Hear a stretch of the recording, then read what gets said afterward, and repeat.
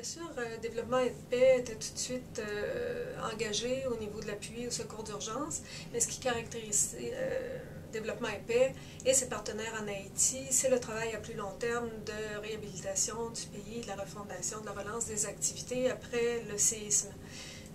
Donc, on a mis en place des opérations de secours, on a appuyé celles de Caritas Haïti et de d'autres partenaires, mais on travaille dans le long terme. L'approche de développement et paix est accompagnement des organisations haïtiennes. Nous ne sommes pas une organisation qui intervient directement sur le terrain. Ce que nous faisons, c'est nous accompagnons les organisations haïtiennes, nous donnons l'opportunité aux organisations haïtiennes à définir eux-mêmes qu'est-ce que c'est la reconstruction d'Haïti. Alors, c'est avec cette approche-là qu'on développe des programmes qui déterminent quelles sont les actions que nous allons mener. Alors, nous avons utilisé cette approche pour la réponse humanitaire et nous sommes en train de définir plus en profondeur l'approche que nous allons utiliser pour la phase de développement. Notre programme en Haïti, ça va être pour une duration de 5 ans. Et c'est vraiment un programme de reconstruction d'Haïti.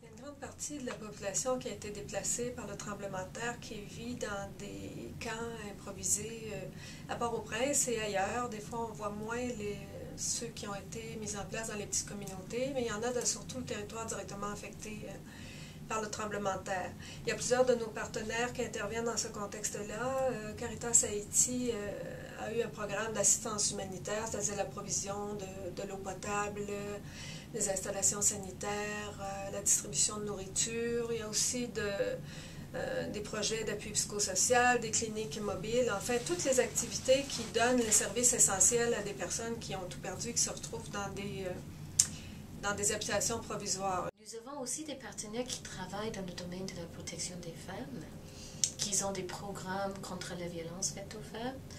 Et ces partenaires-là, elles ont commencé tout de suite à travailler au niveau des camps et des personnes déplacées pour mettre en place des systèmes de protection des femmes.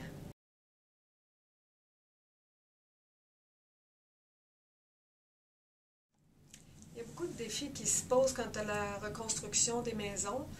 Il faut d'abord nettoyer les zones dévastées où il y a beaucoup de débris.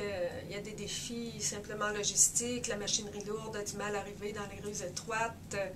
Les gens à Port-au-Prince, on parle de zones densément peuplées, ne peuvent pas mettre leur tente ailleurs que dans la rue. Enfin, il faut aussi assurer les titres de propriété, savoir quels terrains sont disponibles. Ça prend du temps avant que l'État rende ces informations-là disponibles.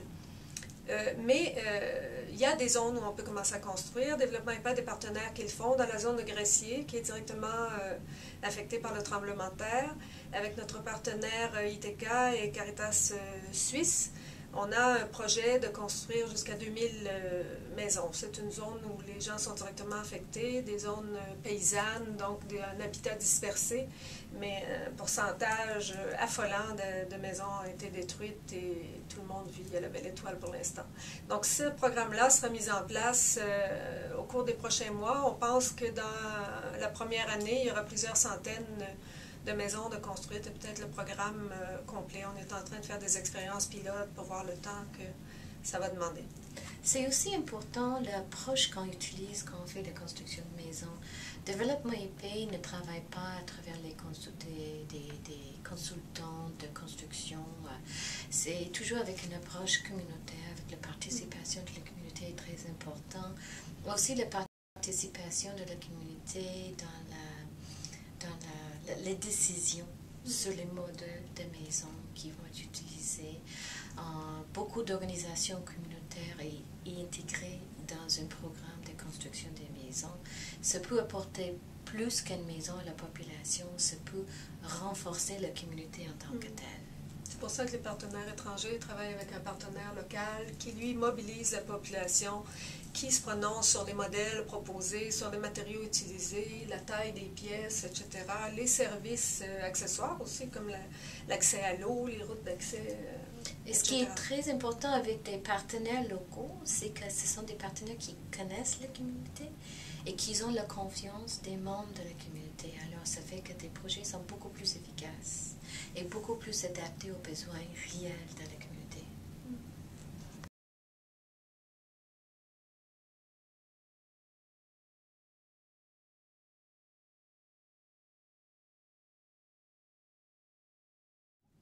Développement épais travaille avec ses partenaires beaucoup sur les questions de manque de nourriture, la crise alimentaire. On travaille sur plusieurs aspects. Un aspect, c'est qu'avec nos partenaires, on a mis en place des programmes Cash for Work, que ce soit avec Caritas Haïti ou Femmes Décidées.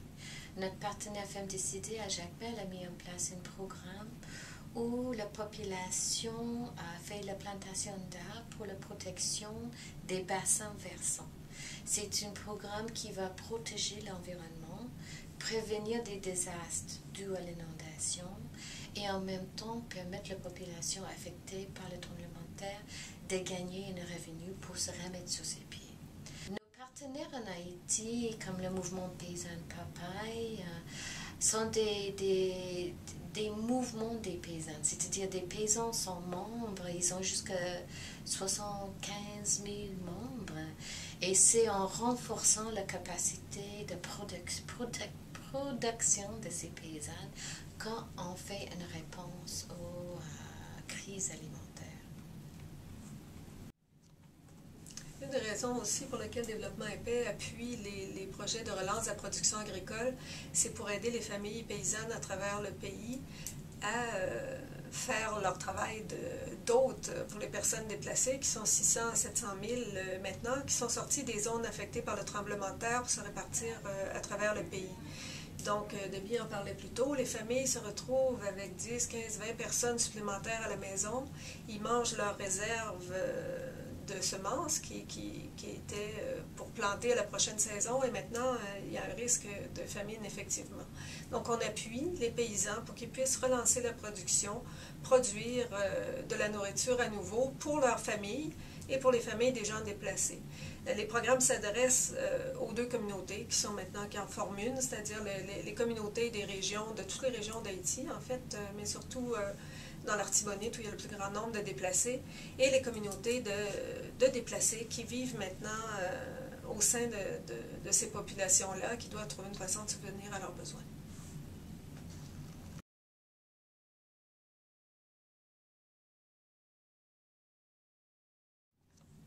L'éducation est une priorité nationale en Haïti au même titre que l'eau et la nourriture. On considère ça comme un besoin essentiel. Et l'État a demandé à toutes les organisations qui étaient proches du milieu de l'éducation d'aider à relancer l'année scolaire. Donc, Développement épais appuie aussi des partenaires qui vont dans ce sens-là. On travaille entre autres avec des communautés religieuses qui sont très importantes pour le réseau de l'éducation en Haïti, et qui, souvent, sous des grandes tentes qui leur ont été données par différentes organisations, vont remettre des classes en marche. On a appuyé aussi la construction d'abris provisoires pour des écoles, des toits en zinc avec des murs là, provisoires, un petit peu pour les protéger du soleil et de la pluie. Ils sont en classe, ils suivent leurs cours, leurs frais de scolarité, on a des fonds pour y répondre, les cantines scolaires, les salaires des professeurs, etc. Donc c'est un autre élément qui est important de la programmation et qu'on peut voir partout à travers le pays maintenant. Les enfants sortent à l'école.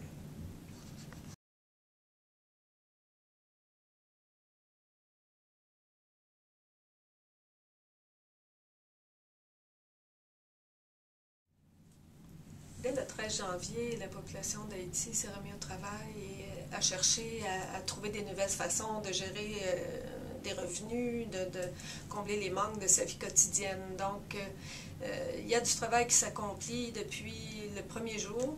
Ce qui a changé, c'est qu'il y a plusieurs programmes en marche. Bien sûr, ce qu'on voit souvent dans les médias, c'est les campements provisoires, c'est les gens un peu désespérés. Et bien sûr, la situation est très difficile. Mais nous, avec les partenaires, ce qu'on voit aussi, c'est des milliers de familles paysannes qui ont reçu des semences, qui sont en train de planter, qui vont pouvoir nourrir des milliers d'autres familles qui le reçoivent chez eux.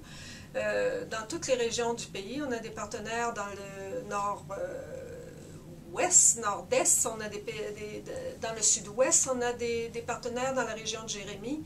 Il y en a à Jacmel, il y en a dans le département de Port-au-Prince. Donc, à travers le pays, que ce soit pour les personnes directement affectées ou pour les personnes déplacées à l'extérieur de Port-au-Prince et des zones touchées, il y a des activités génératrices de revenus qui sont en place. On voit aussi qu'il y a des programmes, il y a des stations de radio communautaires qui se mettent en place, qui veulent diffuser un contenu approprié au nouveau contexte. On a des groupes qui s'adressent particulièrement aux besoins des femmes et de leurs besoins de sécurité. Donc ça, ce sont des programmes qui sont en place, de défense des droits humains et autres, et qui sont là pour les prochaines années. Développement épais va appuyer ses partenaires, les accompagner pendant les 5 prochaines années, avec les sommes qui ont été collectées pour cette opération. Et il y aura maintenant, on est passé à la phase développement et réhabilitation. Les activités sont en marche et tout le monde est au travail.